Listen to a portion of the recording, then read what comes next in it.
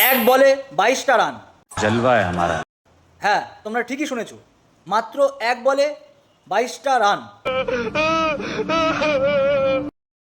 এটা কোনো রাস্তার খেলার কথা আমি বলছি না, এটা দুটো ইন্টারন্যাশনাল প্লেয়ারের কথা বলছি। वो दोनों कहाँ हैं मुझे नहीं मालूम। বোলিংয়ে ছিল ওশিয়ান থমাস এবং ব্যাটিংয়ে ছিল রোমারিও শেফার্ড।